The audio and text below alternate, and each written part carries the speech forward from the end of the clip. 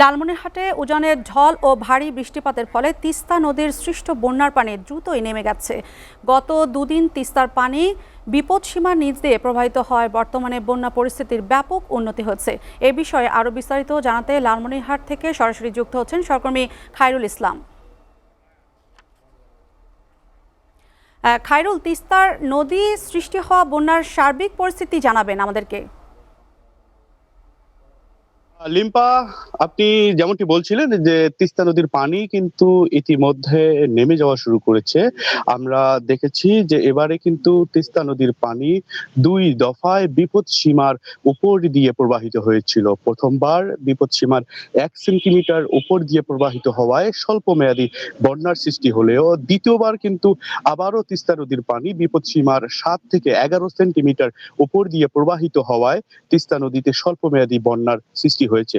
তবে গত 2 দিন স্থায়ীভাবে বৃষ্টি না থাকার কারণে তিস্তা নদীর পানি বিপদসীমার অনেকটাই নিচ দিয়ে প্রবাহিত হচ্ছে। আজকে সকালের পানি উন্নয়ন বোর্ডের তথ্য অনুযায়ী আমরা জেনেছি তিস্তা নদীর পানি বিপদসীমার 17 সেন্টিমিটার নিচ দিয়ে প্রবাহিত হচ্ছে। অর্থাৎ তিস্তার পানি বিপদসীমার নিচ দিয়ে প্রবাহিত হওয়ার কারণে স্বল্প মেয়াদী যে বন্যার আশঙ্কা ছিল তা কিন্তু এখন অনেকটাই কেটে গেছে এবং বন্যা নেই বললেই চলে।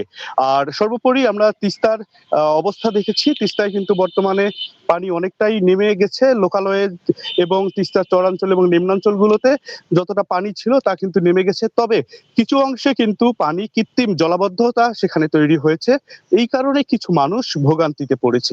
পানি উন্নয়ন বোর্ডের সঙ্গে আমরা কথা বলেছি এবং তারা আমাদেরকে জানিয়েছে 2025-26 অর্থ বছরে তিস্তা তীরবর্তী এলাকায় 10 কিলোমিটার প্রায় বাঁধ নির্মাণ করা হয়েছিল, যার কারণে এবছরে কিন্তু অনেকাংশেই ক্ষয়ক্ষতির পরিমাণ এবং ভোগান্তি কমানো সম্ভব হয়েছে। প্রশাসনের সঙ্গে আমরা কথা বলেছি, তারা আমাদেরকে জানিয়েছে যে তিস্তা যে তীরবর্তী এবং চরাঞ্চলের নিম্নাঞ্চলের কিছু মানুষ ক্ষতিগ্রস্ত হয়েছে, তাদের জন্য অর্থ ও ত্রাণ সহায়তা দেওয়ার ব্যবস্থা করেছে তারা।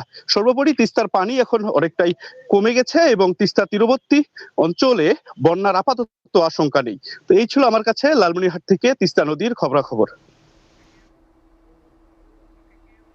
খায়রুল, আপনাকে ধন্যবাদ। লালমনিরহাটে উজানের ঢল ও বৃষ্টিপাতের খবর জানাচ্ছিলেন আমাদের সহকর্মী খায়রুল। আপনাকে ধন্যবাদ।